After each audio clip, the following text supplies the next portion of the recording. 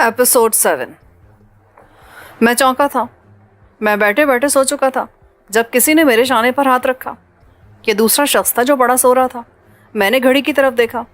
2 बज रहे थे, यानी मुझे सोते हुए 4 घंटे गुजरे थे।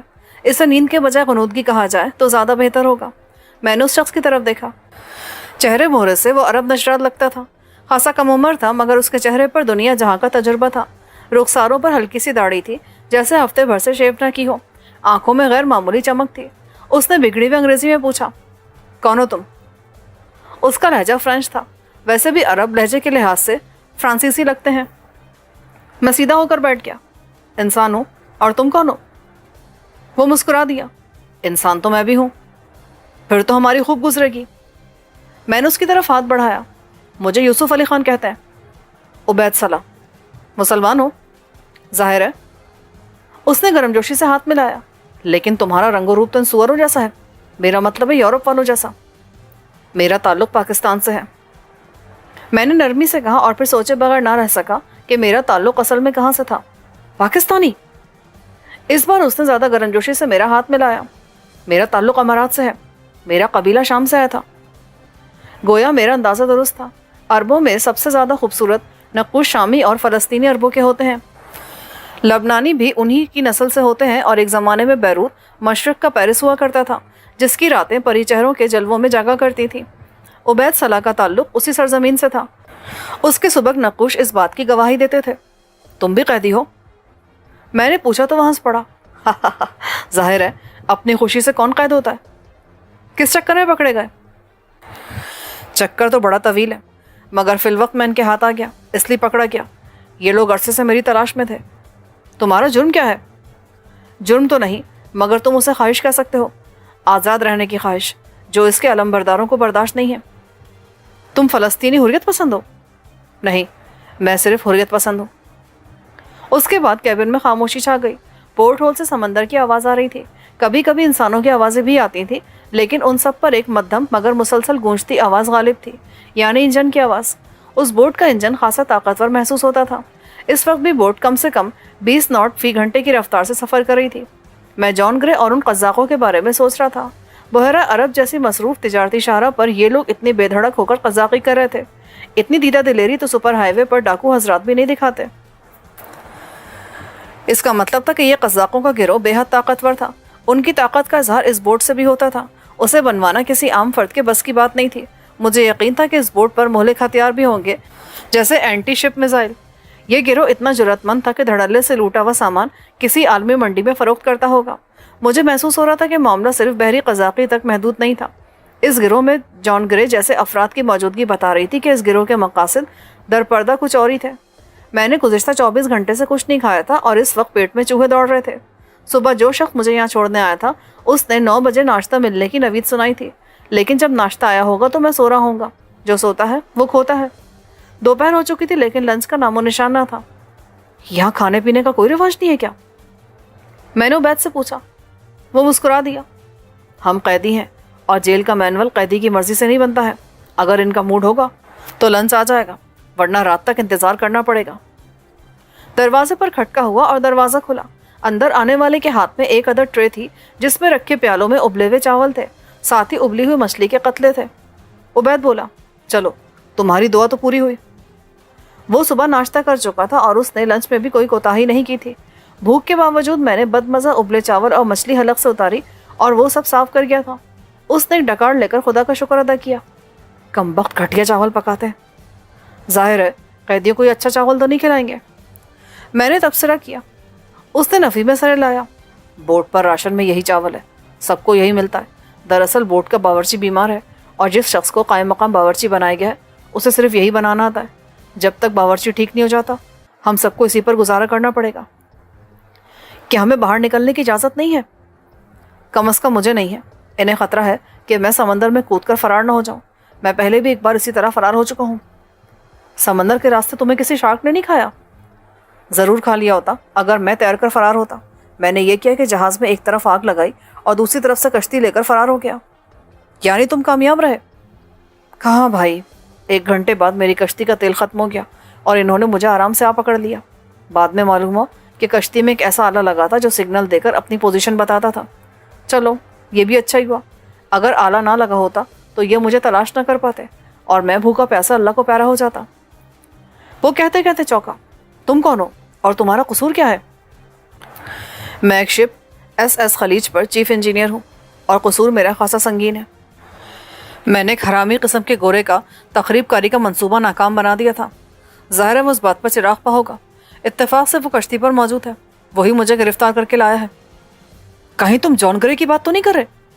تم کیسے جانتے اسے؟ اس کو تو سمندر کی مچھلی جانتی ہے، اتنا حرامی آدمی آج تک سینہ سمندر پر نہیں آیا ہوگا۔ اس دن قزاقوں کے ساتھ دیکھ کر مجھے بھی حیرت ہوئی تھی۔ اس نے مجھے عجیب سی نظروں سے دیکھا۔ یا تو تم احمق ہو یا اس فیلڈ میں نئے آئے ہو۔ دوسری بات درست ہے، میں نے سال بھر پہلے ہی میرین انجینئرنگ میں ڈگری حاصل کی ہے، اسی وجہ سے تم اس خبیث آدمی کے بارے میں کچھ نہیں جانتے۔ یہ سمندر کا شیطان ہے اور قزاقوں سے اس کے روابط خاصے عرصے سے ہیں۔ یہ ان کے لیے مخبری بھی کرتا ہے، جس کی وجہ سے قزاق کامیاب چھاپے مار کر بحری جہازوں کو لوٹ رہے ہیں۔ میں دنگ رہ گیا، اور اس کے باوجود اسے بین الاقوامی شپنگ کمپنیوں میں کام کرنے کا موقع ملتا رہا ہے۔ یہ بڑی پیچیدہ سیاست ہے، اس کے ڈانڈے بین الاقوامی سیاست سے، بین الاقوامی تجارتی سیاست سے جا ملتے ہیں۔ تم کچھ عرصے ان کے ساتھ رہو گے نا تو تمہیں آئیڈیا ہوگا کہ یہ آکٹوپس ہیں جو رفتہ رفتہ سمندر میں اپنے بازو پھیلا رہے ہیں۔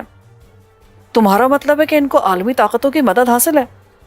ظاہر ہے اس کے بغیر یہ کچھ نہیں کر سکتے۔ اس قسم کی گن بوٹ تمہارے خیال میں کن ممالک کے شپ یارڈ بنا سکتے ہیں؟ یہ کوئی چھوٹی موٹی بوٹ نہیں ہے، اس میں سمندر کے اوپر، اس کے نیچے اور فضا میں کسی کو بھی نشانہ بنانے کی مکمل صلاحیت ہے۔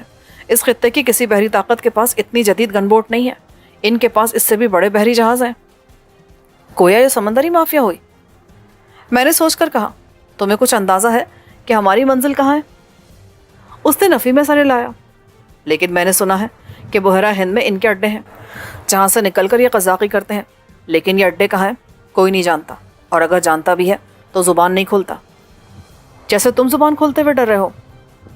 میں نے اسے اکسایا۔ اس نے مجھے خونی نظروں سے گھورا۔ یہ بات تم نے کہی ہے، تم مجھے اچھے لگے ہو، ورنہ میں تمہیں بتاتا کہ عبید صلاح کسی سے نہیں ڈرتا۔ میرے قبیلے کے لوگ اس لفظ سے ناشنا ہیں۔ سوری، تمہارا دل دکھا دو۔ بزدلی سے بڑھ کر ہمارے یہاں کوئی گالی نہیں۔ میرا باپ قبیلے کا بہادر ترین آدمی تسلیم کیا جاتا تھا، میں اس شیخ سعادت صلاح کی اولاد ہوں۔ ایک بار پھر خاموشی چھا گئی۔ میری نیند پوری نہیں ہوئی تھی، اس لیے میں باقاعدہ دراز ہو کر سو گیا۔ سونے سے پہلے میں نے عبید کی نظر بچا کر اپنا پستول گدے کے نیچے رکھ دیا۔ سونے کے دوران اس کے سامنے آ جانے کا خطرہ تھا۔ سونے کے معاملے میں ہمیشہ خوش قسمت رہا ہوں، حالات کیسے ہی کیوں نہ ہوں۔ بستر پر دراز ہوتے مجھے منٹوں میں نیند آ جاتی تھی۔ اب بھی یہی ہوا۔ میری آنکھ کھلی تو رات ہو چکی تھی۔ عبید خراٹے لے رہا تھا۔ قید میں اس کا سکون قابل رشک تھا۔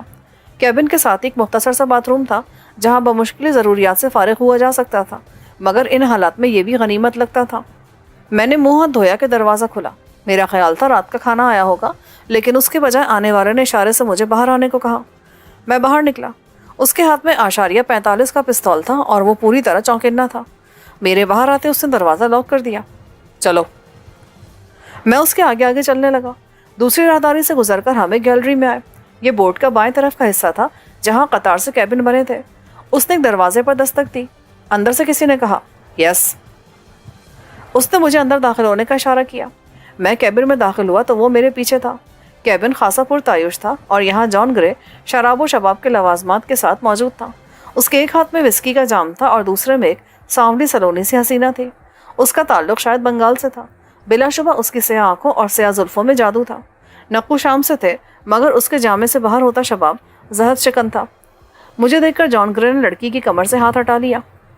وہ خاصے نشے میں تھی اور نشیلی نظروں سے میری طرف دیکھ رہی تھی۔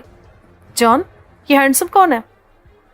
اس نے اٹھلا کر کہا، ہنی تم ذرا جا کر عرشے پر ہوا کھا کے آؤ۔ جان نے پیار سے کہا، نہیں میں یہیں رہوں گی۔ اس نے اسی انداز میں کہا۔ پوری قوت سے مارے جانے والا تھپڑ لڑکی کے ساتھ ساتھ میرے لیے بھی غیر متوقع تھا۔ لڑکی بستر سے اچھل کر نیچے جا گری تھی۔ جان گرے نے دوبارہ اسی لہجے میں کہا، ہنی میرا خیال ہے اب عرشے پر ہوا کھانا تمہاری طبیعت کے لیے بہتر ثابت ہوگا۔ ہنی نے خوفزدہ ہو کر اپنے ناکافی لباس کو سمیٹا اور کمرے سے نکل گئی۔ اس کے جانے کے بعد جان نے مسکراتی نظروں سے میری طرف دیکھا۔ بیٹھو مسٹر جوزف۔ اس نے میرے نام کا حلیہ بگاڑتے ہوئے کہا۔ میں نے کرسی کھینچی اور اس کے سامنے بیٹھ گیا۔ مجھے لانے والا پوری طرح چوکس میرے عقب میں کھڑا تھا. اس کے مہلک پستول کی نال میرے سر سے کچھ ہی دور تھی. کہو کیا کہنا چاہتے ہو؟ اس نے جام والا ہاتھ فضا میں لہرایا. مسٹر یوسف، تمہیں معلوم ہے کہ میں تمہیں ساتھ کیوں لایا ہوں؟ مجھے اس بارے میں کوئی خوش فہمی نہیں ہے. میں تمہارا قیدی ہوں اور میرے بارے میں تمہارے ارادے نیک نہیں ہیں. اس کے برعکس اگر میں کہوں کہ میرے ارادے تمہارے بارے میں نیک ہیں اور خلیج سے لا کر میں نے تمہارے ساتھ نیکی کی ہے تو میں ایسے ماننے کا پابند نہیں ہوں. مسٹر یوسف، در حقیقت میں نے تمہارے ساتھ نیکی ہی کی ہے، ورنہ اس وقت تم سمندر میں مچھلیوں کی خوراک بن رہے ہوتے. اس بارے میں بھی مجھے کوئی خوش فہمی نہیں ہے. بالآخر میرے بارے میں تمہارا پروگرام یہی ہوگا. اس نے اپنے برابر میں پڑا ریموٹ کنٹرول اٹھا کر اس کا رخ اس ٹرالی کی طرف کیا جس میں ٹی وی اور وی سی آر رکھا تھا. ٹی وی کی اسکرین روشن ہو گئی. اس میں ایک بحری جہاز کا دھندلا سا منظر نظر آ رہا تھا. اچانک میرا دل دھڑک اٹھا. میں نے جہاز کو پہچان لیا تھا. یہ خلیج تھا. کیمرہ زوم ہونے لگا اور جہاز اسکرین پر واضح ہوتا چلا گیا، حتیٰ کہ اس کے پہلو میں لکھا ایس ایس خلیج بھی صاف لکھا نظر آنے لگا. یکلخ جہاز کے مختلف حصوں میں شعلے بھڑک اٹھے تھے اور اس کے ٹکڑے فضا میں اڑ رہے تھے. اتنی دور سے آواز ریکارڈ کرنا ممکن نہیں تھا، ورنہ خلیج پر ہونے والے دھماکے بھی سنائی دیتے. شاید کیمرہ بحری جہاز سے کئی میل کے فاصلے پر تھا. دیکھا تم نے، میں نے تمہاری جان بچائی ہے نا؟ تم ذلیل انسان! میں کرسی سے اٹھا ہی تھا کہ پستول کی نال میرے سر سے چپک گئی. میں ساکت ہو گیا.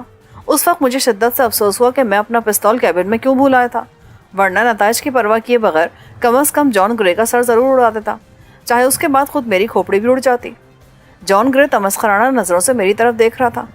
30 افراد کے اس قتل عام پر اس کے چہرے پر ندامت کا ایک بھی داغ نہ تھا. میں نے گہری سانس لے کر خود کو ٹھنڈا کیا. اس وقت کوئی بھی جذباتی قدم مجھے مسائل سے دوچار کر دیتا. کہ تم نے اچھا نہیں کیا جان. میں اکثر اچھا نہیں کرتا اور مجھے اس کی پرواہ بھی نہیں ہوگی. تم نے 30 بے گناہ افراد کی جان لے لی ہے. تم قاتل ہو. مجھ پر دباؤ مت ڈالو. میں ان باتوں سے متاثر نہیں ہوتا. اس سے پہلے بھی بہت سارے لوگ میرے ہاتھوں مارے جا چکے ہیں. کیوں بلا وجہ کسی کی جان لینا؟ بلا وجہ نہیں. ان لوگوں نے میری توہین کی تھی. اسی وقت میں نے فیصلہ کر لیا تھا کہ انہیں اس کی سزا ضرور ملے گی. 30 کے 30 افراد تمہارے مجرم تھے. جب ہاتھی لڑتے ہیں تو ان کے پیروں کے نیچے چھوٹے موٹے کیڑے بھی آ کر پس جاتے ہیں. اور مجھے کیوں بچایا؟ تمہارا مجرم تو میں ہوں.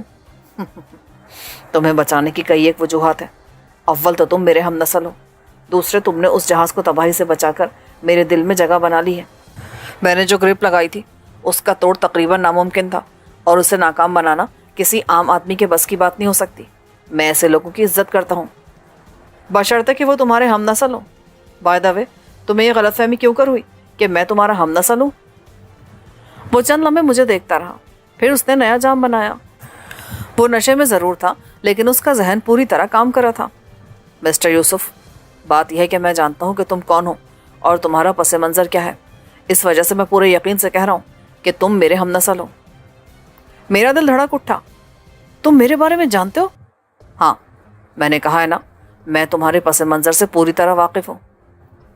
اس لمحے میں بھول گیا کہ میں اسے شدید نفرت کرتا ہوں اور اسے اپنے 30 ساتھیوں کا قاتل سمجھتا ہوں. مجھے بس یاد رہا تو یہ کہ وہ میرے بارے میں کچھ جانتا تھا جو میں بھی نہیں جانتا تھا. میں نے تڑپ کر کہا، پلیز مجھے بتاؤ، کیا جانتے ہو تم میرے بارے میں؟ جلدی کیا ہے مسٹر یوسف، ابھی تم میرے ساتھ ہی ہو، جلد تمہیں معلوم ہو جائے گا. میں نے اپنی بےتابی پر قابو پانے کی کوشش کی اور پھر اس سے کہا، مجھے دیکھ کر حیرت ہوئی کہ تم نے بحری قزاقی شروع کر دی ہے. اس نے برا سا منہ بنایا. اسے بحری قزاقی نہ کہو، ہمارا مقصد بلند ہے. اس قسم کے اکثر کام کرنے والے بلند عزائم ہی رکھتے ہیں. تم نہیں سمجھو گے. خیر، جلدی سب کچھ جان جاؤ گے. کیا قزاقوں کا یہ گروہ اس علاقے میں سرگرم ہے؟ تم زیادہ اسمارٹ بننے کی کوشش کر رہے ہو. اس نے اپنی سانپ جیسی چمکیلی آنکھوں سے مجھے گھورا. ٹھیک ہے. میں نے گہری سانس لی. تم نے یہی سب دکھانے اور سنانے کے لیے مجھے بلایا تھا، تو اس کی تمہارے نزدیک کوئی اہمیت نہیں ہے؟ میں زیادہ تجسس نہیں کرتا. وہ مسکرا دیا جیسے میری بات پر شک کر رہا ہوں. میں نے کہا نا، زیادہ اسمارٹ بننے کی کوشش.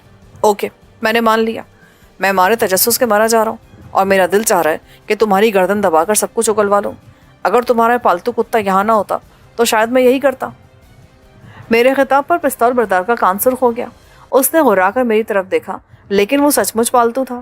اپنے مالک کی مرضی کے بغیر وہ دم بھی نہیں لا سکتا تھا. جان نے اسے گھورا تو وہ خاموش ہو گیا.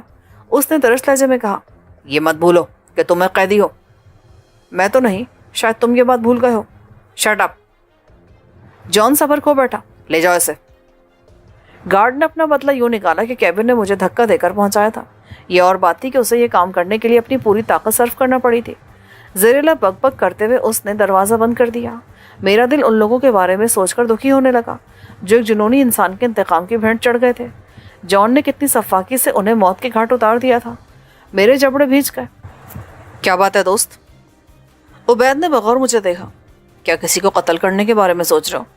اگر میری خدمات چاہیے تو میں حاضر ہوں, اور اگر یہ چاہیے تو. اس نے میرا ہی پستول نکال کر مجھے تھما دیا. تم نے میرے جانے کے بعد میرے بستر کی تلاشی لی تھی؟ نہیں, جب تم اسے بستر تلے چھپا رہے تھے میں نے تبھی دیکھ لیا تھا, لیکن میں دوسروں کے مال پر نظر رکھنے کے قائل نہیں ہوں. صرف تجسس کی وجہ سے نکال لیا تھا, اسی وجہ سے تمہیں واپس بھی کر دیا. ویسے ایک بات کی سمجھ نہیں آئی کہ میں اس کے ہوتے ہوئے بھی یوں قید میں کیوں بیٹھا ہوں. میں نے مسکرا کر کہا, ہاں یہ بات میری سمجھ میں نہیں آئی. اگر یہ پستول میرے پاس ہوتا تو میں اب تک کچھ نہ کچھ کر چکا ہوتا. ایک بات بتاؤ کہ تم نے ہاتھ میں آنے کے باوجود اسے واپس کیوں کر دیا؟ میں اپنے زور بازو کا قائل ہوں.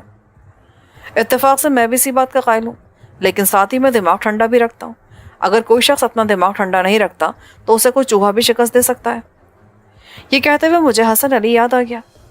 ہمارے پاس دماغ ہوتا ہی نہیں, ہم تو مارو یا مر جاؤ کے قائل ہیں. عبید نے لاپرواہی سے کہا, اللہ کا شکر ہے تم نے پستول مجھے واپس کر دیا, ورنہ تم اپنے ساتھ ساتھ مجھے بھی مروا دیتے. میں کبھی کسی کی پیٹھ میں خنجر نہیں گھونپتا. تم نے بتایا نہیں کہ تم کس چکر میں یہاں ہو, ان سے تمہاری کیا دشمنی ہے؟ اس نے گہری سانس لی. چکر بڑا لمبا ہے, لیکن مختصراً اتنا بتا دوں کہ جان گرے میرے باپ کا قاتل ہے. UAE میں جب وہ آئل کمپنی میں کام کر رہا تھا اور اس بدفطرت شخص نے ایک رات ایک کنویں میں آگ لگا دی تو وہاں میرا باپ بھی موجود تھا. وہ آگ بجھانے کی کوشش میں جان سے گزر گیا تھا اور یہ کمینہ بچ نکلا تھا. اس کے خلاف تحقیقات ہوئی تھی لیکن یہ عدالت سے بچ نکلا. میں جانتا ہوں کہ میرے باپ کا قاتل یہی ہے اور مجھے جب موقع ملا اسے کتے کی موت مار دوں گا. جان کی تمہارے باپ سے کیا دشمنی تھی؟ کوئی دشمنی نہیں تھی. ایک روز اس نے سب عربوں کو گالی دی تھی. اس پر میرے باپ نے مشتعل ہو کر اس کا سر پھاڑ دیا تھا. وہ زخم کو نہیں بھولا تھا. ایک رات جب تیل کا وہ کنواں جہاں میرا باپ انجینئر کی حیثیت سے کام کرتا تھا صفائی کے لیے بند تھا, یہ کسی بہانے عین دھماکے کے وقت وہاں سے کھسک گیا اور اس کے جاتے ہی کنویں میں دھماکے سے آگ لگ گئی. میرا باپ اس وقت تو بچ گیا, لیکن واپس آ کر جان گرے نے میرے باپ کو آگ بجھانے کے آلات متحرک کرنے کے لیے کنویں کے پاس بھیج دیا. وہ اس سازش کو سمجھ نہیں سکا. جیسے ہی جلتے کنویں کے پاس پہنچا دوسرے دھماکے نے آگ کو مزید بھڑکا دیا اور میرا باپ بری طرح جھلس گیا. مرنے سے قبل اس نے مجھے یقین سے بتایا تھا کہ کنویں کو کسی سازش کے تحت تباہ کیا گیا تھا, کیونکہ بند کنویں میں اس طرح آگ نہیں لگ سکتی, اور یہ سازش جان گرے کی تھی. اس کا مقصد میرے باپ کو مارنے کے ساتھ ساتھ کمپنی کا نقصان کرنا بھی تھا. تو یہ جان کیسے بچ نکلا؟ بس قسمت تھی. میں نے کوشش کی تھی لیکن گولی اس کے سر کو چھوتی ہوئی گزر گئی. اس کے بعد جو یہ بزدل بھاگا تو اگلے 2 سال تک اس کا کوئی سراغ ہی نہیں ملا, مگر میں نے اسے ڈھونڈ نکالا. حیرت انگیز طور پر یہ اکثر ساحلی عرب ریاستوں میں نظر آتا تھا اور اس کا ملنا جلنا مشکوک لوگوں سے تھا. کئی بار یہ سمندر میں بحری جہازوں اور کشتیوں پر نظر آیا.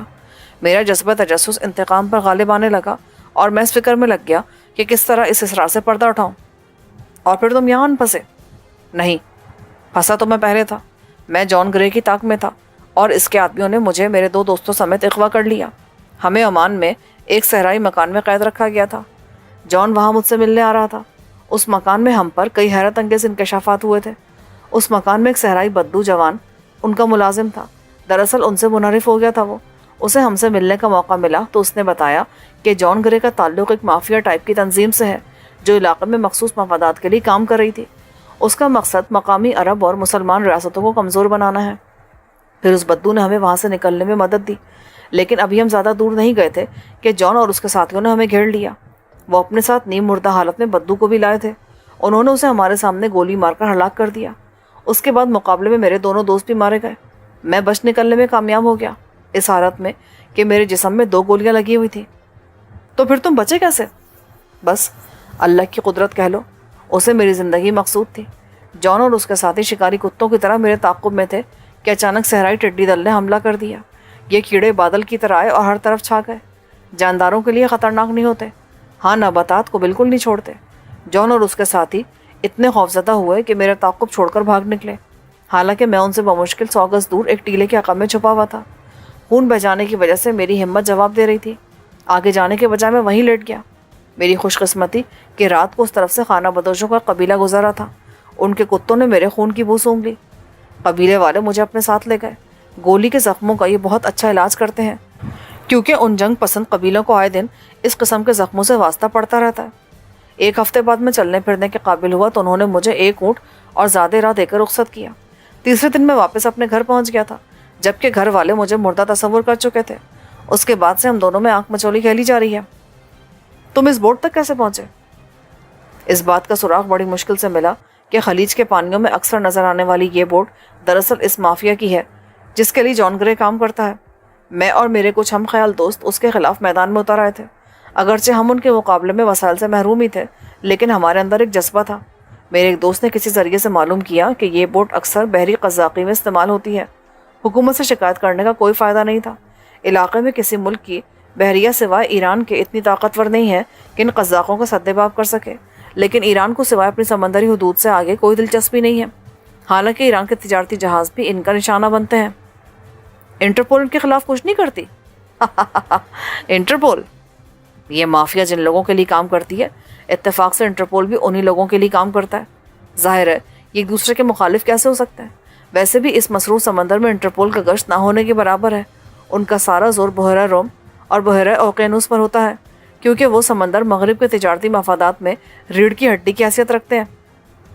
यानी ये गिरोह आलमी ताकतों के मफाद के लिए काम कर रहा है। उबैद ने जवाब देने के लिए मुंह खोला ही था कि दरवाजे पर आहट हुई। ताला खुला और नाश्ता लाने वाला रात का खाना लेकर अंदर आया। ये दुबला पतला गहरे सांवले रंग का लड़का शायद श्रीलंकन था। उसने ट्रे हमारे सामने रख दी। वही दोपहर वाला मेन्यू था। मेरी तबीयत मुख्तर हो गई। मैंने खाना नहीं खाया। उस पर मेरे हिस्से का भी उबैद चट कर गया। उसने हाथ साफ करते हुए कहा, ये कमीने लोग हैं, कभी दिल नहीं करता तो पूरा पूरा दिन खाना नहीं देते। लिहाजा जब भी खाना मिले बिला तकल्लुफ खा लो, चाहे जैसा भी हो। मैंने उबैद की बात पर ज़्यादा गौर नहीं किया था। मुझे अहमद अली याद आ रहा था, जो भूख का बहुत कच्चा था, जिसका बड़ा सा कुनबा था और वो उसका वाहिद कफील था। उसकी माँ और बहन भाई सारी उम्र उसकी राह तकते रहेंगे। मुझे गुप्ता याद आ रहा था, हंसी मजाक करने वाला, सबका दोस्त। उसकी बीवी एक बार फिर माँ बन रही थी और उसका बदनसीब बच्चा दुनिया में आने से पहले ही यतीम हो गया था। इराक़ी महाज हुसैन, जो खुश मिजाज और खुरदुरा था, लेकिन उसे अपने शिप से प्यार था। वो हर वक्त उसके लिए फ़िक्रमंद रहा करता था। गालिबन समंदर में दोनों साथ ही साथ थे। खाना खाकर उबैद पैर फैलाकर खराटे लेने लगा। मुझे नींद नहीं आ रही थी। मैंने उठकर पोर्ट होल से बाहर झांका। समंदर रात की तारीकी में लिपटा हुआ महसूस हो रहा था। अचानक मैंने इंजन की गुनगुनाहट में तब्दीली महसूस की। उसकी रफ्तार सुस्त हो रही थी। कुछ देर बाद वाज़ेह हो गया कि बोट की रफ्तार मुसलसल सुस्त हो रही थी। क्या कोई मंजिल आ गई थी? मैंने सोचा और पोर्ट होल से बाहर झांकने की पूरी कोशिश की। महज 6 इंच के उस पोर्ट होल से मैं सर भी बाहर नहीं निकाल सकता था, लेकिन बिस्तर पर खड़े होकर मैं इस काबिल था कि किसी हद तक उसके दाएं बाएं नजर दौड़ा सकूं। बाहर अरशे पर भागदौड़ महसूस की जा सकती थी। अचानक बोट ज़रा सी डगमगाई और मैंने समंदर में ज़रा दूर एक स्याह लकीर देखी। क्या ये कोई जजीरा था या महज मेरा वहम? अब बहरी जहाज़ खासी सुस्त रवि से बल्कि फूंक फूंक कर आगे बढ़ रहा था। उसके अगले अरशे पर नस्ब सर्च लाइट्स ऑन कर दी गई थीं, जिनका उजाला मुनक्किस होकर यहाँ तक आ रहा था। बाहर लहरें बड़ी हो गई थीं। मुझे अंदाज़ा हुआ कि हम किसी साहिल के नज़दीक थे, जहाँ समंदर के किनारे चट्टानें थीं। इस किस्म का साहिल जो किसी कदर हिलारी शक्ल का हो, वहाँ बड़ी लहरें उठती हैं। यहाँ ज़ेरे आब चट्टानों की मौजूदगी ऐन मुमकिन थी। शायद इस बिना पर बहरी जहाज़ को नहायत एहतियात से आगे बढ़ाया जा रहा था। मुझे हैरत थी कि क्या यहाँ को ऐसी बंदरगाह थी जो इस छोटे बहरी जहाज़ को संभाल सके। उसका वज़न कम से कम 500 टन था। साहिल की लकीर अब मुझे बिना किसी दिक्कत के नज़र आ रही थी। मेरे अंदाजे के मुताबिक ये तवील फासले तक फैला हुआ पथरीला साहिल था, जिसके किनारे खासी बुलंद चट्टानों का एक सिलसिला था। अचानक बहरी जहाज़ ने अजीब सी हरकत की। वो घूम गया, जैसे साहिल के मुतवाज़ी होने की कोशिश कर रहा था। अब साहिल पूरी तरह मेरे सामने था। उसका घुमाव देखकर मुझे महसूस हुआ कि शायद ये जजीरा था।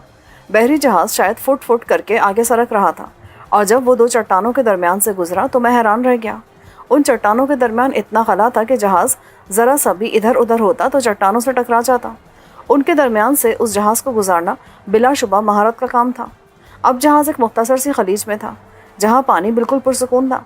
इससे अंदाज़ा हो रहा था कि ये जगह बाकी समंदर से अलग थी। شاید چاروں طرف سے گھری ہوئی، اور اس میں داخلے کا راستہ صرف وہی تھا جہاں سے بحری جہاز گزر کر اندر داخل ہوا تھا۔ رات کے 2 بج رہے تھے۔ جہاز ایک بار پھر سست رفتاری سے آگے بڑھ رہا تھا۔ تاریکی شدید ہو گئی تھی۔ آسمان پر بادل آنے سے تاروں کی معمولی سی روشنی بھی ختم ہو گئی تھی۔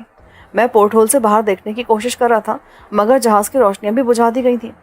جہاز تو رک گیا تھا۔ اچانک ایک جھٹکا سا لگا اور اس نے ایک اور غیر معمولی حرکت کی، یعنی آگے یا پیچھے جانے کے بجائے دائیں طرف جانے لگا۔ میں دنگ رہ گیا۔ جہاز اس قسم کی حرکت کر ہی نہیں سکتے۔ چند لمحے بعد میری سمجھ میں آ گیا کہ جہاز کو کسی قسم کے میکینزم کی مدد سے کھینچا جا رہا تھا۔ دنیا کی بعض مختصر سی بندرگاہوں میں اس قسم کے میکینزم ہوتے ہیں جن کی مدد سے بحری جہازوں کو بندرگاہ لایا یا نکالا جاتا ہے۔